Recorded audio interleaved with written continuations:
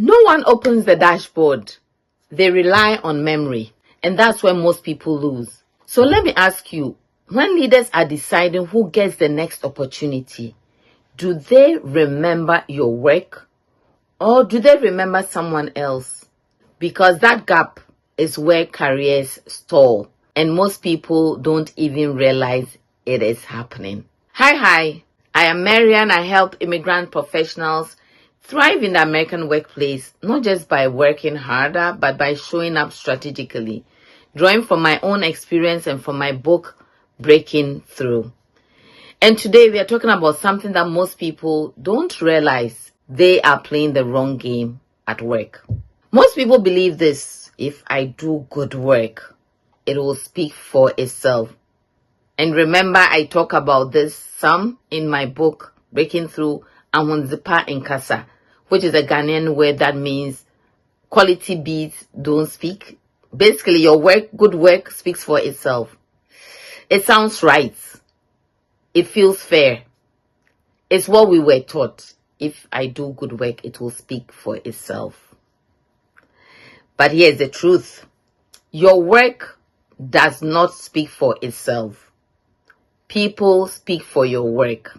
In rooms you are not in, it's people who speak for your work. In conversations you are not a part of, people do speak for your work. And if your name is not in those conversations, your work will not move you forward. Yeah, the wrong game. Here's the game most people are playing. The performance game. The performance game. Doing your job well. Do your job well. Meet expectations. Be dependable. Don't make mistakes. And you assume that will grow your career. That will lead to growth. But performance alone does not create visibility. It does not create advocacy. It does not place you in decision-making conversations. So you stay productive, but invisible at the level that matters. So let's talk about two people. Let me show you what this actually looks like. Not theory, real life. Two professionals, same organization, same level, similar experience. Let's call them John and Peter. Here's John's path. John is strong. He delivers high quality work. He meets deadlines consistently. He rarely complains. His manager trusts him. When work is assigned, John handles it quietly, efficiently. John believes, if I keep doing this well, my time will come. If I keep doing this well, my time will come. But here's what John does not do. He does not share updates beyond his manager. He does not speak unless asked in meetings.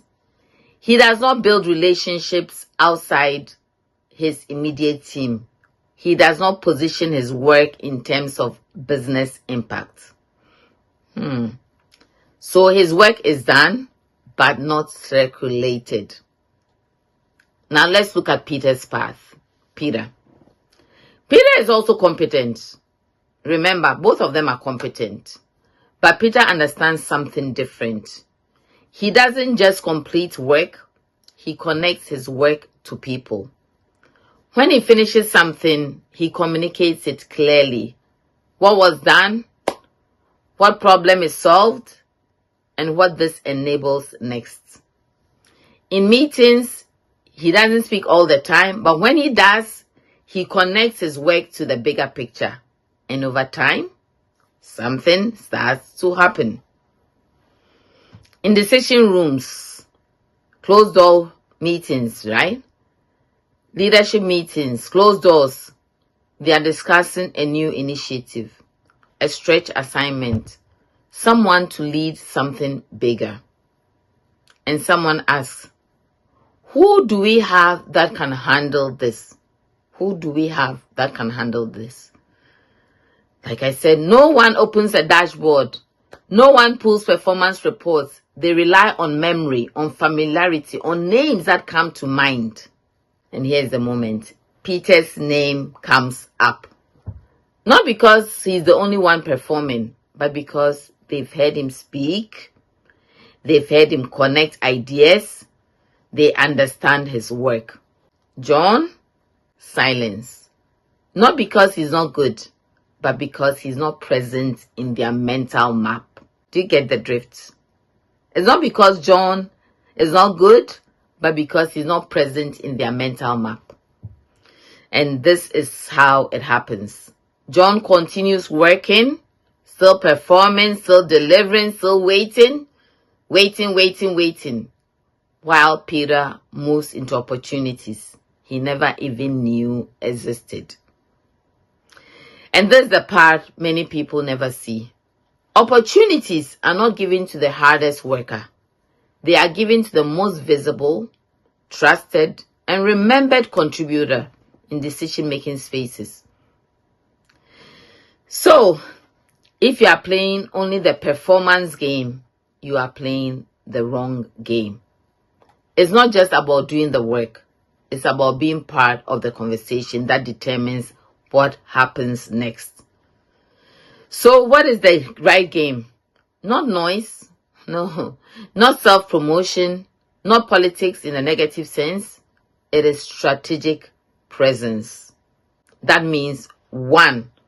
Communicate your work with context. Not just, I finished it, but here's what this impacts. Here is why this matters. So number 1, communicate your work with context. Number 2, you expand beyond your manager, because your manager is not the only voice in the room. Number 3, you contribute where direction is being shaped. Not just when tasks are assigned, but when decisions are forming.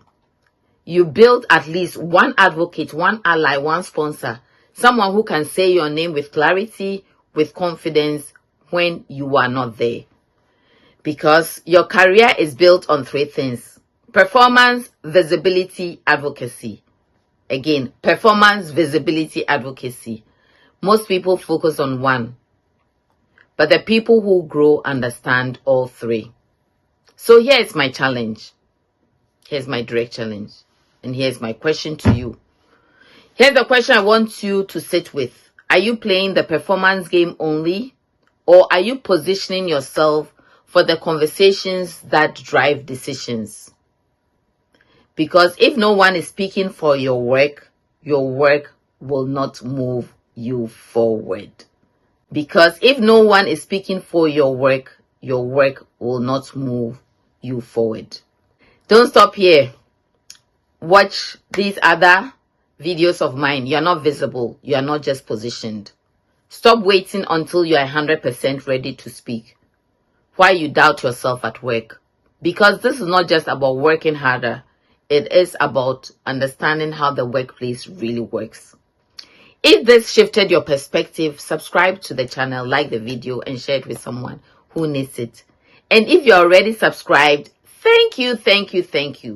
Take it a step further. Leave a comment and share this with someone who needs this message. And tell me in the comments, do you feel like your work is being represented in the rooms that matter? You deserve to grow. You deserve to thrive. And I am cheering you on.